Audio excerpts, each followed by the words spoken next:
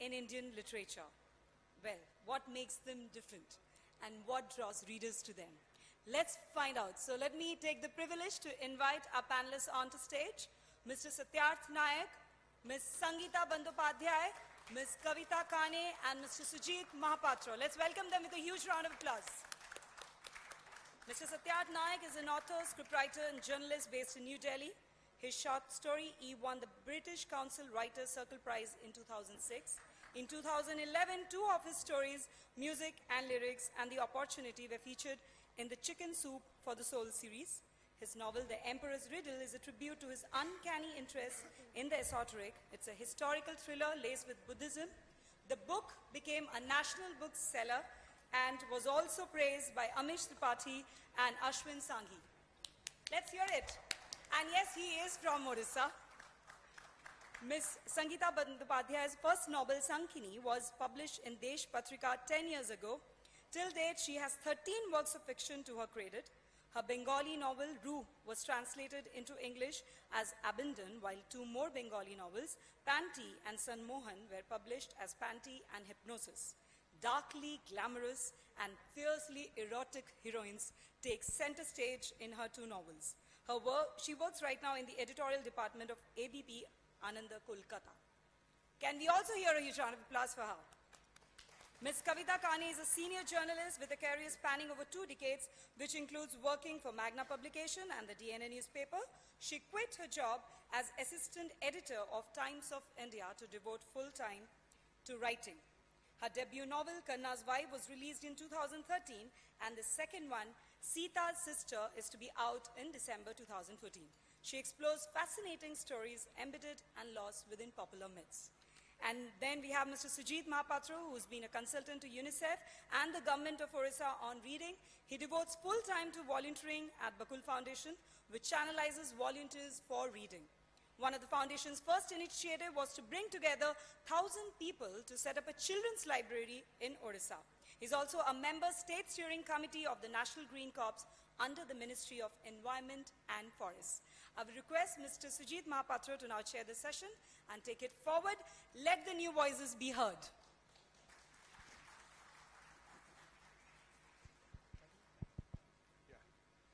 Good afternoon, everyone.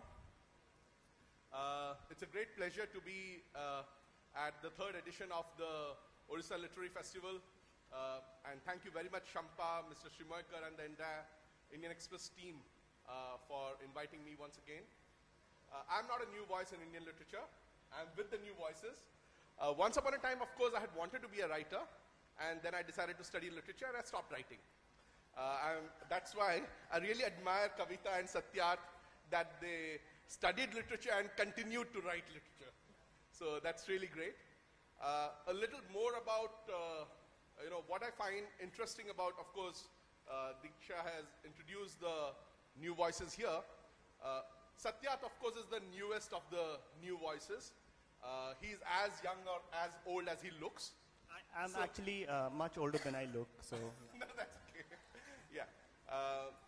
Satyarth has just been, his first novel, The Emperor's Riddles, came out earlier this year, 6 months, or a few months back, and it's already a bestseller and it has gone into a reprint. So that's Satyarth, and it's a wonderful, fascinating, mythological history meets mystery kind of a novel which begins with a murder, and as the protagonists try to unravel, get to the bottom of it, they get entangled in the Emperor's Riddles, which, as the blurb says, or as the reviews say, leads to a kind of enigma which is so powerful that even the gods would kill for it. So that's the Emperor's Riddles. Kavita's book, Karna's Wife, came out last year, been a bestseller, much talked about. In fact, yesterday also in one of the sessions it was talked about. I find it very interesting in the sense that particularly her, it's not so much about Karna's wife as, the way I see it, as it is about Karna as seen from the eyes of his wife, Urvi. And, but what I find very interesting in her novel is particularly her exploration of how Karna faces his wife after the Vastraharan. So it's a very interesting take on the whole mythological story that we know. Sangeeta, of course, is the less new among the new voices. She has already been writing for more than 10 years and is an established writer in Bangla, though she has been newly published in English. I mean, Penguin India earlier this year came out, published her book Panty, and the book Abandon was published by HarperCollins last year. But she is supposed to be a radical new voice in Bangla literature in terms of, one of the reviews says that she introduced hardcore sexuality into Bangla fiction. And I found Pandy very interesting. It's been translated by Arunav Sinha, who has been here at the Odisha Lit Fest earlier. And it's about this young woman who goes to an abandoned flat and finds this, soft and silky panty in leopard skin print. For those of you who are trying to imagine, it's outside. You find it on the cover of the book, which is outside. And she starts fantasizing about the sexual life of the person who wore it earlier. And then their lives become intermingled. So anyway, so much about the speakers. But there's something interesting about underwear here. Interestingly, Satyat also seems to have written a story. He has won a British Council Writers' Prize for a story called Eve, which was written for a competition in which the story had to end with, where is the underwear when you need it the most? So much about underwear. Anyway, my first question. So I think Sangeeta got inspired by my story, though she won't tell you that. Okay, right. My first question we'll make it in the form of a conversation, and the first question that actually comes up in the minds of a lot of the audience here is, what is really new about the new voices? Are we just new writers, or is there something new in the voice? And let me tell you here that I'm a little excited about 2014, around this period. It seems that in the last 30 years, every 10 years there seems to be an epoch. It began with 1981, Midnight's Children, which was a kind of epoch. And a lot of writers, like Anita Desai, said that they felt confident that they can write because of Midnight's Children. 1993, we had Vikram Seth's A Suitable Boy, and what he called the ludicrous amount of £250,000 advance. And so many people thought that, well, they can make money out of writing. And of course, 2004, there was Chetan Bhagat's 5 Point Someone. So it seems like we are on the, poised at the cusp of an epoch again. So is it one of these voices? So what is really, has there been a conscious attempt to do the new in your writing? Or what is the new that you see yourself contributing? Is it really superficial? Like, I'm just reminded of one thing. 10 years back in Bollywood, when it was much more stereotypical, there were much fewer experiments happening. Every director would make an attempt to argue that his film was, or her film was different. Yeah. So much so that we used to joke that, so an actor would say that, my film is different, we are not dancing around the trees, we're dancing towards the trees, or something like that. So what is it that, the new that you've been trying to create through your writing? And along with that, question, do you think that there is a danger of homogenization in the new voices? In the sense that, like Red Ink Literary Agency, which is Anuj Bahari, who's been here at the Lit Fest. There have been agents for Satyarth, there have been agents for Amish Tripathi, Anuja Chauhan, other speakers at this Lit Fest. They emphatically mention on the website, please do not send us poetry, plays, and screenplay. So you find that all these new voices are coming out. For example, Sangeeta began as a writer, but now we know her through her fiction. So is there a certain there's a lot of popularity of the mythological stories, So is there a certain homogenization also happening in the new? We can begin with Satya. Okay. What's new? I can probably answer that both specifically and broadly. Specifically, in my book, Buddhism plays a predominant part. Buddhist iconography, Buddhist philosophy, Buddhist mythology, Buddhist literature. That I think is a first for an Indian thriller. And the reason I did that very consciously is also because, I've been recently going to a lot of colleges, judging a lot of creative writing contests. post the success of my book. And while there is lovely literature coming from young Indian authors, so that's something to be really proud of, what really bothers me is when I see these young writers creating fascinating stories, but their names, the settings, it's all Western. You know, the characters are called Alexander or Barbara, the setting is somewhere in the far West. So I think somewhere down the line, there's a lot of aping of the West happening here. So I think my book would also be an attempt to show all these young upcoming writers that there's enough raw material in our own Indian subcontinent. We don't need to look at the West. There's enough stories, enough literature, enough culture here to tap into. So let's stop doing that. So that's one. Also, my protagonist is a Odia. He's called Om Patnaik. And I had a tweet recently from another Patnaik who said, I can't believe you wrote an English novel and you put a Patnaik as the hero. I said, it's high time we did that. I mean, it's extremely, I think Odia characters, Odia stories, Odia literature needs to now predominantly feature in the mainstream. That is something also we need to look at. And yes. Also very broadly, I think my book is a thriller and that's new. Why is that new? Is also because thriller is an emerging industry in India today. We all love to read thrillers, but there are very few Indians who are writing good thrillers. That's a huge readership out there, but we need more people to write good, intelligent thrillers. So I see my book also as a contribution in that arena, so that I hope more and more people get interested in writing thrillers and come up with really interesting stories.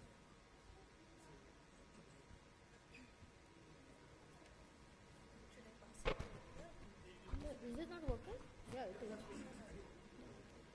I don't know about this new voices. I don't know where mine was a new voice because when I can you hear? Okay. I think my book came at the right time because suddenly mythology seems to be the flavor of the century. I wrote it because I was always fascinated by Karna, and it was not sort of a retelling of the Mahabharata which I wanted. It was Karna through his wife's eyes, where the wife is more or less the Sutradhar, where she is sort of a conscience keeper for each character of the Mahabharata. It's not only Karna, it was also virtuous characters like Bhishma or Kunti or even a Gandhari.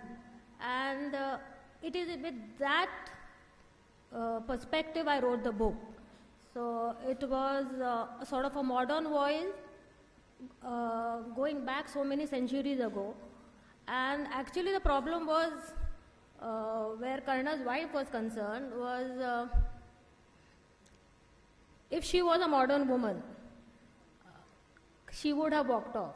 But within that situation, she is trapped in that marriage. In the sense, for me it was sort of a moral confrontation of she and Karna, and trying to bring it in modern times. If you really say, this sort of a situation where a wife in a marriage is disappointed with her husband sometime or the other. And then how she confronts it. It was, I think, Mahabharata was just a backdrop. And actually it was tackling today's problems. Or even if you see Draupadi. Draupadi was always a prize trophy. If you see her Swayamvar, there was nothing voluntary about it. I mean, it was, if someone passes the test, you get her. So there was how much, or the third one was, I think, what I really wanted to say in the book was, in today's world, especially today's world of hate and, say, violence, and even intolerance, the role of forgiveness, is like the protagonist, Karna's wife, again, she not only forgiving Karna, she is forgiving her forgiveness towards Kunti or Bhishma or even herself at the end of it. So, where it's forgiveness versus evil, basically. So, these were the topics I was actually talking about, and I don't think it's a new voice as such, because I think somehow or the other, through books, through literature, through media, we are talking about this. I mean, these are part of our daily lives. I mean, it's a part of our culture. So it's just one way of saying it. In fact, in my second book, Sita's Sister, we talk about it. Is like someone asked me, it is about Urmila. Is Urmila going to? Is it a Ramayana through Urmila's eyes? I said no. It is about Urmila, and not only about Urmila. It's about, there were 4 sisters who married the 4 brothers. So the plight of these 3 women, Urmila and the other 2 cousins, and the 3 queens. It's about women. We know about Ramayana is about Ram, of course, but we don't know what happened in the palace of Ayodhya after Ram left. So it's just a different perspective, and I think as it was sort of an internal dialogue which we always have within ourselves. So the protagonist actually becomes a voice of all the characters. She is not just, if it was Karna's wife, it is not, it's not about the story of Karna, what his wife is telling. It's a question mark on each and every character. Was Duryodhan so black? If he was so black, why would a certain virtuous person like Karna be his friend? Or was Kunti as her entire this thing about as a mother, her role as a mother? How, was she really a mother to Karna? So these sort of questions was actually what I had.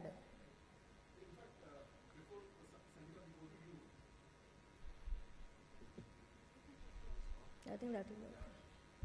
Yeah. Before we go to you, just briefly, since both of you are engaging with mythology, one of the common criticisms of this new trend is that there seems to be an escape from the grim realities of the present. And from what you said, it seems that you are trying to contemporarize it in some way.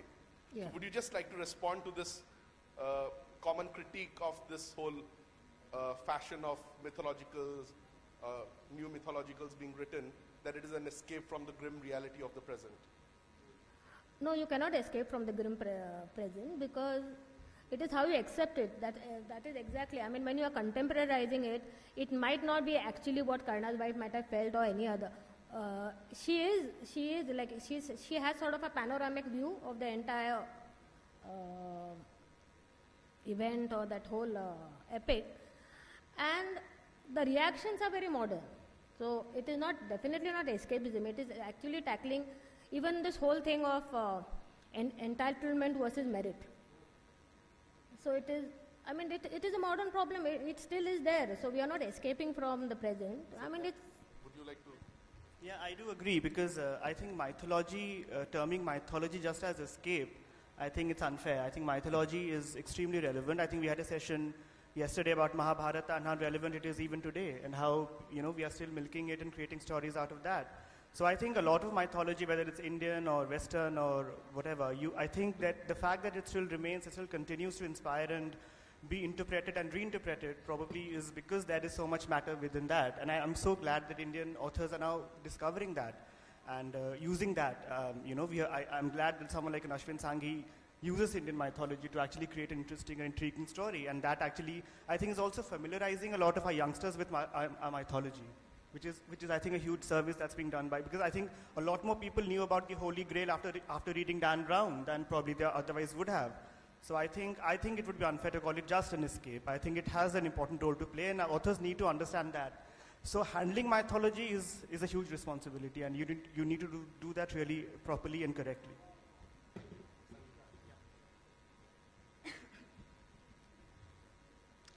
Whether I consider myself as a new voice or not, first of all, you know, I'm writing for last 11 years, you know. And so inside my soul is a old writer's soul, actually. And I have walked so much for last 11 years, you know. So actually I'm quite tired of writing. But when I started writing 10 years back and I got published for the first time, initially I was a poet, and then I started writing prose. And that too, I wrote a huge volume of a novel, and which got published in a very famous magazine called Deshpotrika.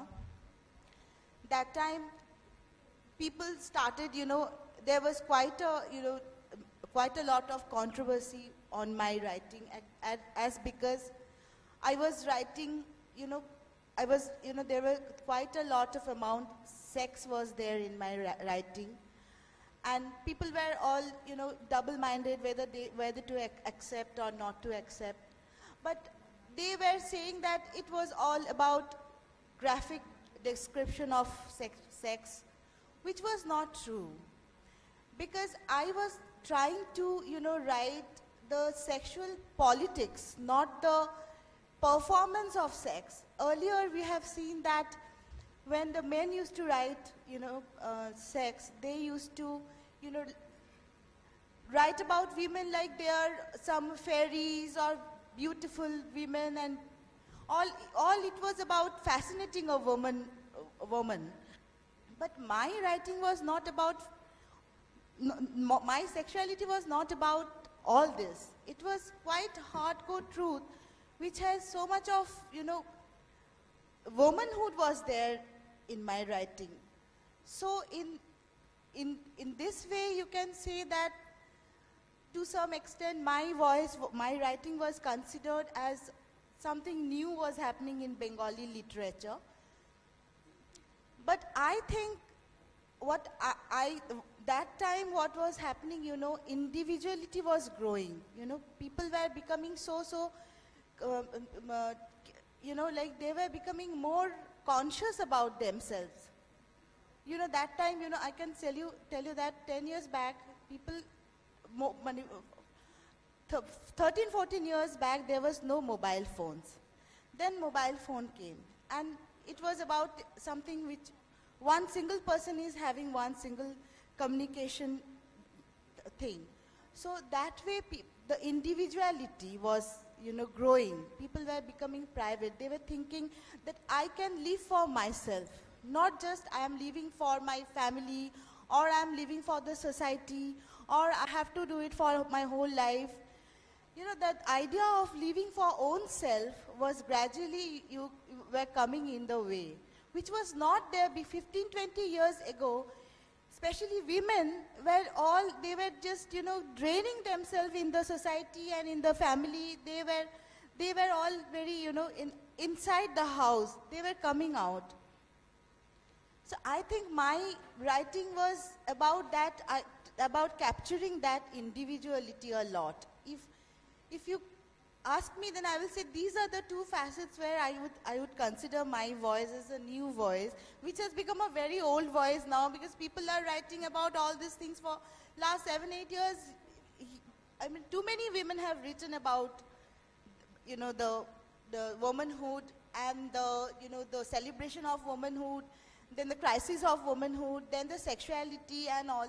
But that time, these things were not that much, portrait in the literature. I think we would like to hear a bit about the story of how you all started writing. What got you the inspirations, influences. And one question that bugs me is, what is it about mothers? I mean, both Kavita and Satyarth have gone on record saying that their mothers actually gave them the confidence that they could be authors. And when I read that, I was reminded of those of us who have seen A Runaway Bride.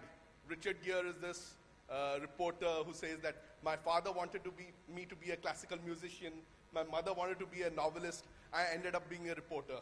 So please tell us a bit about your inspirations, influences, and if I may ask, if there are any authors who gave you the confidence that you can write as good or as bad. I'm reminded of, when I'm asking this question, those of us who have read H. Rider Haggard, King Solomon's Mines, that was a novel I loved as a child. Apparently, Haggard had written King Solomon's Mines after being motivated, after reading Treasure Island by Robert Louis Stevenson, and said that I can definitely write a better story than that. Even Edgar Rice Burroughs, who was probably the most popular author of the first decades of the 20th century, who wrote the Tarzan novels, it is said about him that he wrote Tarzan of the Ape thinking, that let me see how bad a novel can I write and get away with it. So you can choose to answer or not answer, but something about the story of how you started writing. The only thing I can say, I hope I don't inspire anyone that way. The writing is so bad that, okay. Yeah. About the influences? I think influences, when you're writing, I think it's sort of a progression. I think I had to write a book. I decided I would write a book. So influences, yes, my mother was egging on for a very long time because he said, okay, you're writing for the newspapers for the past 20 years, why don't you write a book? That was the influential part of her. That was how she influenced me, I said. And unconsciously, yes, when you're writing a book, when you're sort of fleshing out the character, there are certain people whose thoughts, whose they are at the back of your mind. So physically, no, there was no such influence as such. My parents are definitely not into mythology. It was my grandmother actually who told me a lot of stories.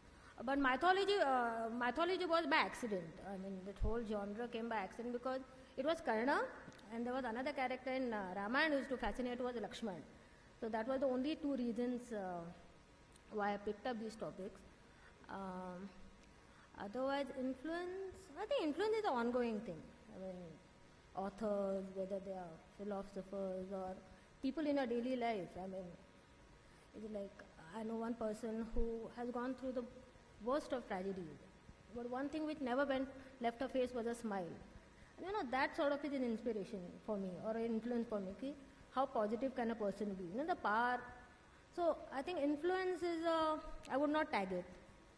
For me, it happens. I mean, there might be, incidentally, if I meet someone, I mean, that person might unconsciously influence me sometime or the other. It's sort of, when you're actually writing down, you remember a certain character and then you remember a certain person and you want to put it down. So that is just... How did you start writing? When was it you started working on this? You started with this novel only? You started with this novel, or did you try fiction earlier? No, not at all. I had not done fiction at all. Nothing. This is my first attempt of whatever. I think the last writing I did was essays in school. So, no, nothing beyond that. Otherwise, it was all journalism writing. And it was, I think, okay, kitab likhna hai, to likha. It was more a case of that. And yes, and mythology was by accident. I mean, definitely it was by accident. So. Sangeeta? I was 13 then, and it was my birthday, and I was presented with a Jibanananda Das, it's a very rich book. It is Tushar Pandulipi. And I started reading that book. That was the first ever poetry book I went through. And then somewhere I felt that the darkness, I can much relate with the darkness, and I have that darkness inside. So I thought of writing. So it was not like, some outer thing, asking you to write, whether your mother is asking you to, write, or your society is, giving you advances that you can write. It's about a very inner call. It's a crisis. Writing is a crisis.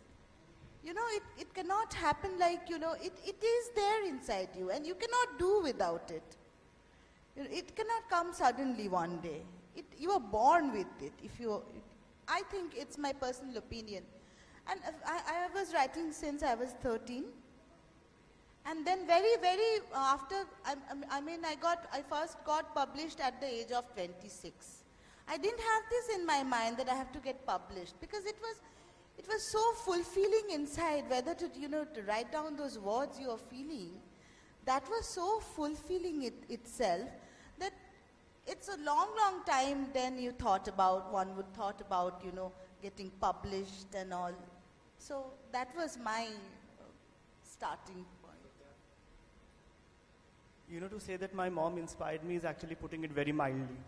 She literally pushed me, she threatened me, she did everything possible. The only thing she didn't do was kick me out of the house. So that's that's the story of my inspiration. Yes, absolutely. Odia mothers are probably, I think, two states, they say the most dangerous thing is a Punjabi saas and an Odia mother. They forgot to add that to the script. But of course, as far as writing is concerned, I've always loved to write thrillers because I've grown up reading thrillers. I've admired the greats like Arthur Conan Doyle and Agatha Christie and Sue Grafton and Irving Wallace. And I've always desired to actually emulate them, because I love the way thrillers put a character in an extraordinary situation that's so removed from our normal humdrum life. And also the fact that how thrillers are able to play with the mind of the reader. That was something I wanted to do really badly. I wanted to create a circumstance, put my character there, and just play with his mind as much as possible. So that was always the inspiration. So I knew when I would write a book, it would have to be a thriller. That was a given. And as far as the second question goes, I think the one person that when I read him and I thought I would love to write the way he does, for me that was absolutely Dan Brown. Dan Brown, I just love the kind of research he puts in, the kind of map he creates, the kind of trail he creates, where the characters are just out there cracking codes, having so much of mind-twisting fun. So I wanted to do that. I wanted to create codes and riddles. So if he has codes, I have riddles in my book, which my characters are trying to crack. So he has been a huge inspiration. And now if I see a review where they actually compare my book to Dan Brown, I feel extremely honored. I feel extremely honored to actually get a review like that. But what if someone says that you are aping Dan Brown? I'll be flattered. I'll be very flattered because Dan Brown, I think, he's an amazing author, and I'll be very flattered to even be put in that same category. And he's actually coming to India on the 10th of November, and I'm absolutely thrilled and looking forward to meet him in Delhi. Okay, thank you. Kavita, one thing that you mentioned, and I find it interesting, because you said that you had been writing for many years since you're a journalist and all, and that takes me to this interesting debate around journalism and literature. Like yesterday in one of the sessions also, one of our speakers, Mr. Somiranjan Patnaik, talked about how journalism is seen as hack writing. He was alluding to that, and literature is this higher calling. So there is that perception often, of course, and all of you have been journalists. I mean, and how would you respond to this? I remember, of course, the famous comment by Oscar Wilde, as he is. The difference between journalism and literature is that journalism is unreadable and literature is not read. That's typical Oscar Wilde. And for me, it's interesting that we have this prejudice, given that many of the very eminent novelists have been journalists, at some point of time. Charles Dickens, Mark Twain, Ernest Hemingway, Orwell. Mark is probably the greatest novelist of the last century, always called himself a journalist. In fact, he said that that's the best job in the world. So would you talk a bit, each of you, on this connection, this debate between journalism and literature, and if you think that journalism has helped you as a writer? Well, I remember for my first lecture as a journalism student, the person had told, who are the literature students out here? So there were a handful. So please forget your literature and stick to practical today's writing. That's the first thing we will learn. And it is, when you are doing creative writing, it's the other way around. You have to actually unlearn. What you are, journalism writing, I think the best thing is, it gives you a certain discipline first, and then it teaches you how to be fair. This whole thing of perspective. See, it's very easy to become subjective. It's extremely biased. It's very easy to get biased. So journalism actually teaches you to be fair, and how fair, and then that sort of translates into creative writing. Like you have to be fair to each of your character. It's like they say you start falling in love with one character more. So I think that sort of fairness is there. And what else in journalism? I think the discipline, this whole thing of, I remember my first, the draft was 140,000 words. And the publisher said, please bring it down to 90,000. And I could do that in 5 days. That was because of the editing part of journalism. So journalism, of course, as a technical weapon, it's a boon when you are writing. Whether it's like the discipline of writing, okay, I'll write so many words today, or the completely cruel editing, where you are not falling in love with your own words. You have to be extremely clinical about the editing part also. So I think it is there. It becomes a part of you. After 20 years in journalism, I think it's a part of your writing. So unconsciously, yes, this whole thing of drama not being there. You sort of tone it down. You should know when to tone it down. This whole thing, and an entire, how you assimilate everything, the character, the narrative, the plot, and then trying to balance it out. So these technicalities, I think, it might not be so obvious in journalism writing, but it is there. Journalism writing, I was into features, so I had more liberty to play around with my language and words. So yes, I think this was a little extension of that with lots and lots of imagination. No imagination allowed in journalism at all. So that was that's what I can say really. You know, you had a quote you mentioned. I also am reminded of a quote, though I'm forgetting who said it, but it's kind of relevant. It says, journalism is literature in a hurry. So that also, I think, is another way of looking at it. How far has my job helped me out? I think I would say yes and no, because as a TV journalist, television writing is very different. That is that's like a different janam. It has to be short and snazzy, short sentences, direct words, no adjectives. That's absolutely different. So writing a novel is nowhere close to the kind of writing we do for television. So in terms of writing, I don't think it has helped me much. But I think where it actually comes in handy is I think it gives my writing a visual quality. Because when you're writing for television, you're writing for screen. So you need to think visually, and because ultimately you have to go and shoot that. So that that quality I think has crept into my book. There's a certain visual quality there. Also, I think it's also all about authenticity. Because as a journalist, you have to be authentic, you have to be well researched. You need to, whatever you're putting out there has to be this perfectly sort of, researched. it helped in research, yes. Exactly. Big time. I mean, to patiently go through, lots of articles, everything. I mean, books and what scholars have to say. The research. That's true, and yes. research is a huge part of my book because I am recreating an era that was thousands of years back, so it had to be authentic and factual and as true as possible. So I think in terms of research and creating a visual quality, I think there my job has come in handy. Also, one of my characters in the book is a journalist. So she goes to all these soporific, yawn-inducing press conferences that I have been to. So I think all that has also sneaked in somewhere. But ultimately, in terms of writing, I think very different, apples and oranges, so yeah. I can describe it in many ways, like journalism is bikini and literature is like, cocktail sari, flowing and all, two bare minimums like. But, there is a journalist in every writer, I think. Whether they have worked in some desk or not doesn't matter. There has to be a journalist because a person who is observing and, trying to figure out the facts from that observation. And I'm a very bad journalist because I don't appear in my office. I go office 10 times a month like that. But when first I got the job after I was getting published in Anandabajar Potrika, they offered me the job of this journalist. That time, the person who interviewed me was Uday Narayan, who was the CEO of Star Plus that time. He interviewed me. And he only asked me this same question, what do you find, is there any difference between journalism and being a writer? So I said that it's about, when the rainwater falls on the ground, it takes 20 years to go all the, layers, to go across all the layers, and when it becomes a pure water, it takes 20 years to go that level.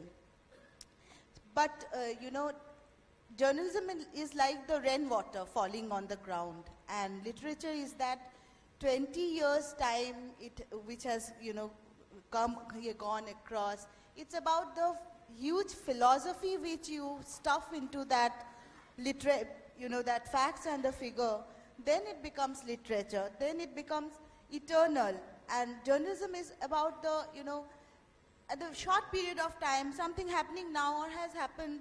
It is time bound, but when it is literature, it is eternal because it has a eternal philosophy in it. So it's huge. There is a huge difference between journalism and literature. This is my opinion. But did you ever face the situation where you were taken less seriously as a writer because you're a journalist? Did it ever happen? Many people have talked about that. Many people have said that they had not read a particular book or read a particular author because that person was a journalist and they had this prejudice. Did you ever face this prejudice? Either of any? From the readers? Yeah, from readers or critics or scholars or anyone? No, I think nowadays writing is it's like everyone is working. I mean, most of the writers are working, and either he's a bank investment banker. Unless He's their books someone, do. yeah, he's someone, and like. But unless the books do as well as Satyarth's and Kavita's, so they can't. No, but then I have had to quit my job. So yeah, both of eventually. them have quit their jobs, because the books are doing well and they have to devote to writing. Yeah. No, but there's no prejudice. I don't think so. I mean, it's okay. You're a journalist. I think they accept it. Journalist, the next progression is a writer. So. On the other hand, you want to respond to this? No. I just wanted to say one of the reviewers said that I picked up the book because he was a journalist and I was disappointed. So I guess that's the other way to look at it, yes. So. But do you think, given Kavita, there's something you mentioned about deadlines and all. Do you think with this, and you mentioned the publishing industry, that's something I would like to, for us to talk about. Do you think that literary agents and publishers today are more likely to bet on, particularly in terms of new voices, on people who are journalists who are used to meeting deadlines, who will be less sensitive about editors, asking them to cut down from 140,000 to 90,000 or something like that? Do you think, for those of us who don't know, there's a very interesting thing happening in the last few months. I think I read about Vikram Seth. For those of you who have not followed it, so Vikram Seth was supposed to write the sequel to A Suitable Boy, titled A Suitable Girl, and he's already got a £1 million advance for it. And there's a story that he's been asked to return a part of the money because he has not been able to come up with the sequel. So there is this, and it said that Penguin in the US apparently is suing 12 authors in a New York court because they have not been able to come up with the manuscripts. So would you just like to talk a bit, about this publishing industry, this pressure that may be from literary agents and the publishers, and also how did you go, and because you got published in the last 2 years, particularly the two of you, and in your case, Sangeeta, you got published in English recently. If you could just tell a bit also about how did you find, you had a manuscript or you were working on a manuscript, how did you get an agent or a publisher, that whole journey, if you could say. And also, do you think literary festivals like this one is actually doing a lot of good to new voices? Given the fact that there are, in fact in Orissa itself, in 30-40 days we are having, including this one, we are having 3 literary festivals. In India, there are something like 60 literary festivals. You've been to Bangalore, Mumbai, Satya, you're here, you were at Pune, Kavita, you're going to Jaipur, Sangeeta. So what literary festivals are doing to new voices in terms of promoting these voices? Okay, I'll have to be really brief because that's too many questions. To start with, I don't think agents really put that much pressure on you unless you are a successful author. That's at least what I have seen. I mean, you guys might differ, because I remember when my first book was out there, my agent hardly, of course he took all the interest that he had to, but there was no pressure. But now that the book is out, it's done well, now he's after my life ki 6 months mein agla book aa jana chahiye. So the pressure is happening now because he feels we need to cash on the momentum that the book is generated, and now the book, it has to be, now it needs to be an assembly line thingy. That one after the one you have to be, har saal mein kitab aani chahiye. So that pressure is happening now. So I think that happens when so again, Vikram Seth, being Vikram Seth, the pressure was there on him because he was Vikram Seth. I don't think debut authors really would feel that much pressure, unless of course your book is delayed way long than it was supposed to be. So that's point one. Yeah, I found my agent basically because I was looking for an agent, and Delhi fortunately has a number of really good agents. So I went to Anuj Bahari because he was also Amish Tripaঠি's agent. So I thought that he would probably be the best person for my book, since we also are writing in a similar genre. So Reading Literary Agency, I approached and I sent them. It's similar to how you send a manuscript to a publishing house. You send it across to an agency. If they like it, then you are on. They make you a part of the agency. Then it is the agency's headache to start pitching the book out to publishing houses. You don't have to do that. So agencies these days actually do a lot. They will pitch your book, they will edit your manuscript, they will also promote it. So they do a lot of services, and they're all free of charge. you only have to pay them only when you actually crack a deal with a publishing house. That's when the payments start coming in. Otherwise, every other service is absolutely free of charge. That's point number 2. And regarding festivals, of course, I think festivals definitely are giving a platform to a lot of, in Bangalore, I saw a lot of debut authors that I never heard of. They were there talking about their books. We are here talking about our books. So I think all these festivals need to be applauded for giving us platform, and and especially, of course, Orissa. I'm glad to see my book out here that so many people can buy. That is something I think that's a huge pat on the back for OLF, that is actually making all these books available and accessible to all these people out there. So I think OLF is doing a great job, and I'm sure it'll just keep going from strength to strength, and absolutely, yeah.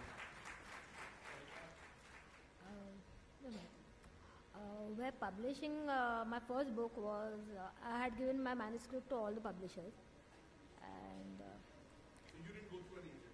no, I just I got there. I did some. I told you it was more a trial and error sort of an exercise. So I sent it to all the leading publishers, and 5 accepted, and out of the 5 I had to choose. So, anyways, as he correctly said, I think it's the second book where the pressure comes. First book, okay, it's like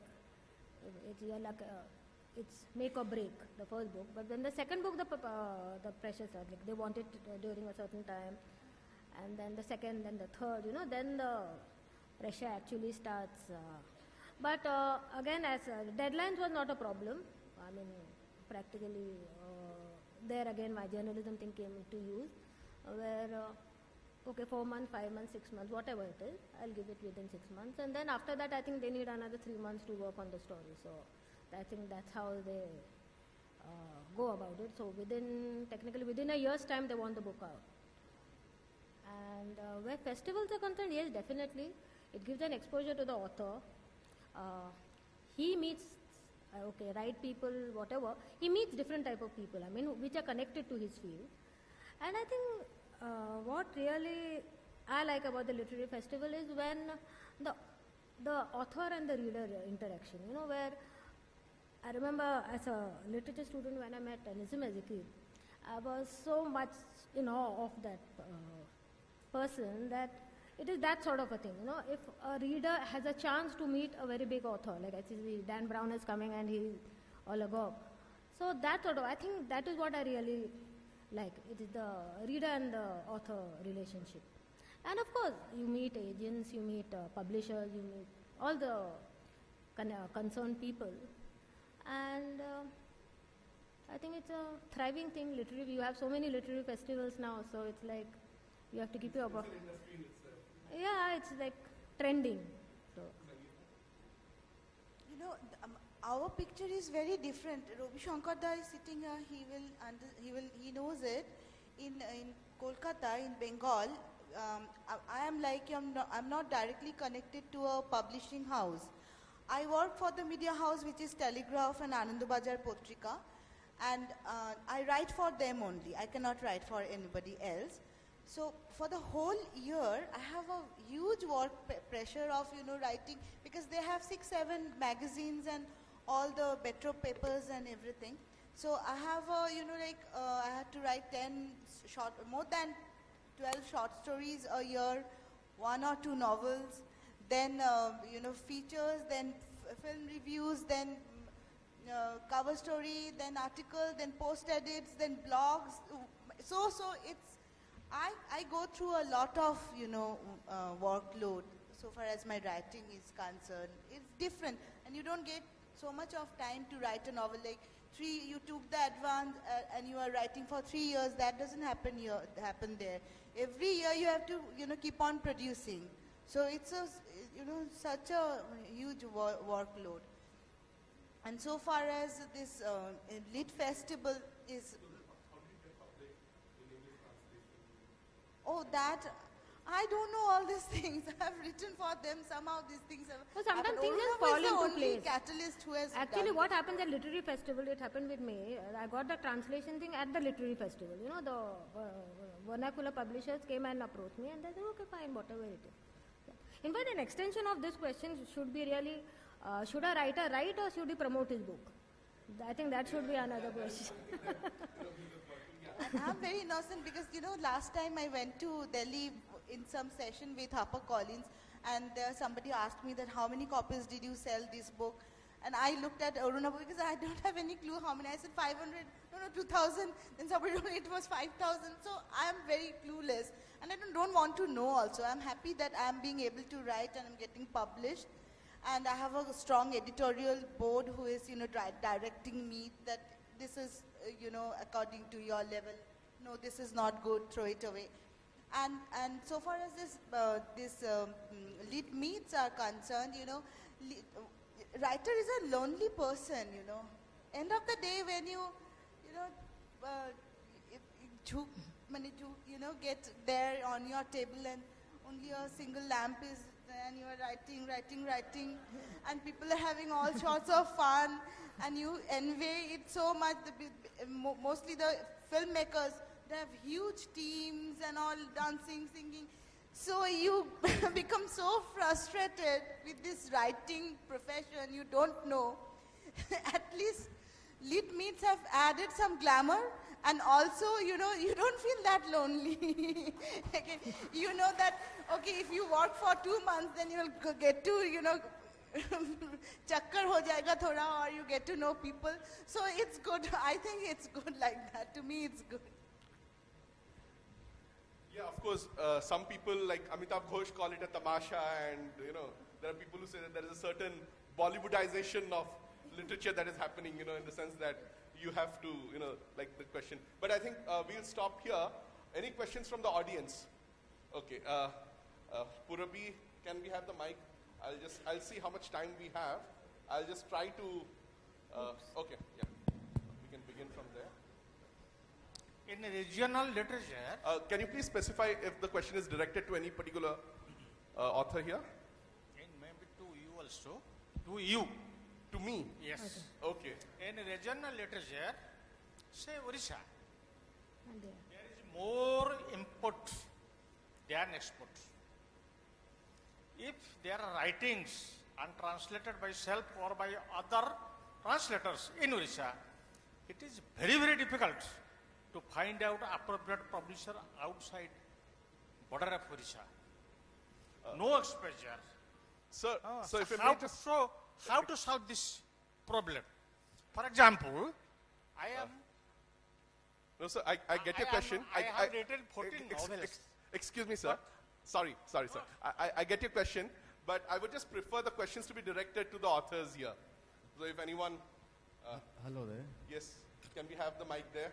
Purabi, Avinash. To the authors on the dais, I had this question. So I thank the festival team for bringing me along, because before the festival I didn't know any one of you. So it was a great pleasure, knowing you, and obviously we'll be reading about your books in the future. Because all of you, delve into mythology. I mean, that's the point of my question. The theme of your writing is obviously about Indian culture and religion. But the question is, why do we all refer it to as mythology? I mean, mythology is a term given by Westerners. They didn't understand our culture, which is our religion. And for them, it was an enigma. They said, okay, this is either we accept it or we reject it. Those who accepted it, they became Indophiles, or they became practitioners of our culture, like the Hare Krishna movement people. And the others, they severely criticized it. But that term mythology has remained with our religion and our culture till now. I think it's a good question. Would any... All of you, I mean, because you see, all of you are referring to as mythology, in Indian mythology. Yeah. His question is, why are we calling it mythology?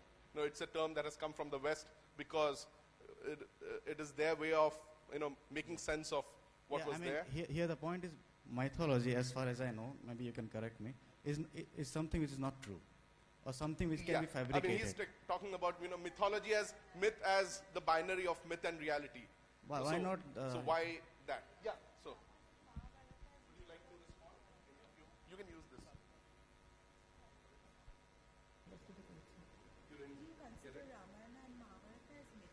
Why are we calling it mythology? Now, I mean, again, I think there's a difference between myth and mythology again. So, if you are talking about the epics as a part of a living reality, yes, it is. In fact, that is why mythology as a genre is very popular. No, I mean, why the term mythology? Why not just... You're against the word mythology. Exactly. To be termed to Mahabharata and Ramayana, it's not mythology. It's still relevant today. It's popular in TV and in... So we'll just hear her. Yeah. Exactly, yeah. And Why the term mythology? It's our culture, you know. We are writing about our culture. Why the term mythology to Mahabharata? so you made your point. Yeah. That's what No, mythology, I don't know, like if you're sort of tagging it as a fantasy or something, then it is a derogatory word. But otherwise, I don't think they are epics. I mean, they are mythology in the sense because some people may call it history, but then they are not historical facts. The fact that, mythology is when it's just not a story, it's a story told centuries. It's a very ancient, you can call it ancient fiction, you can call it ancient story. The reason why mythology, or whatever word you want to describe it as, it has sustained for so many centuries is the underlying layers. It's just not a story of Ram and Sita or Mahabharata. What are they? They're the moral lessons the psychological layers. I mean, that is the reason why they are still surviving. So, I would not say mythology because it is not proven. I can't. no, I think, yeah, the point. Yeah. Just one more question. Okay. The last question. Okay, the question is we are talking about new voices in Indian literature. I very recently read a book by Scott Hutchinson, which is published in 2012, I think, called A Working Theory of Love, which talks about a man discovering a relationship with his father and finding love through artificial intelligence. There's a talking computer. My question is that when we are talking about new voices in Indian literature, why is it that we are always going back to the past? Why, do we not have new inspiration in the form of technology, the technological explosion, social media?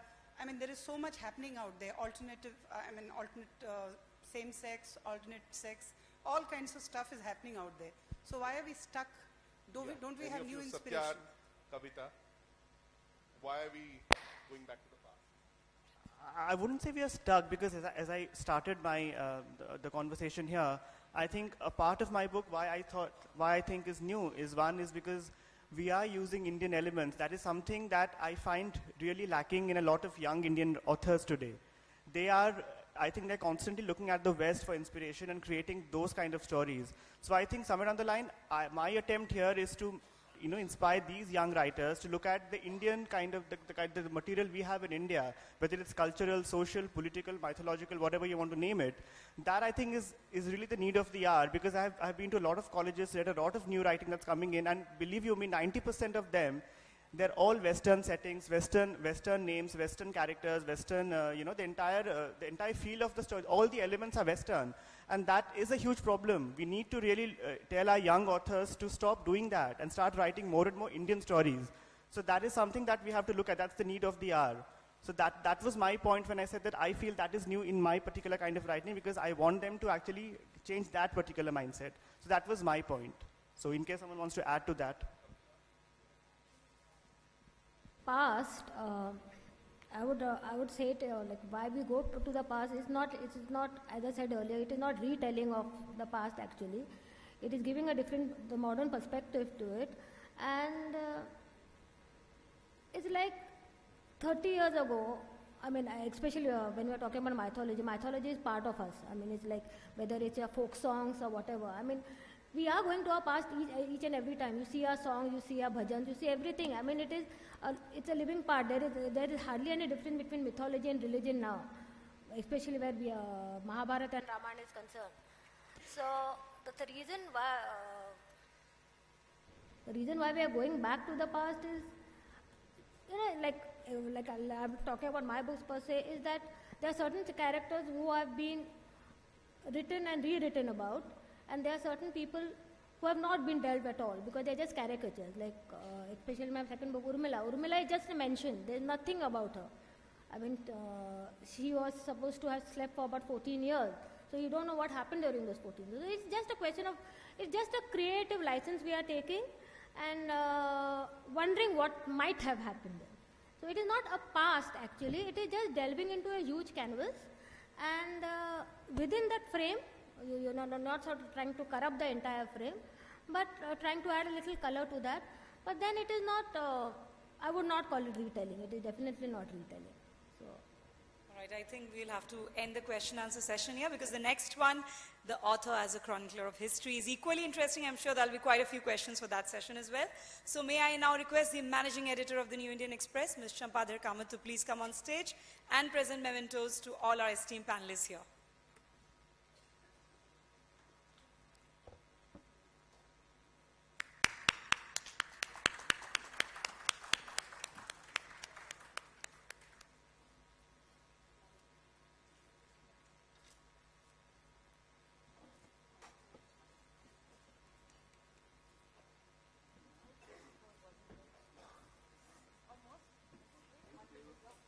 And we'll have, the group photograph.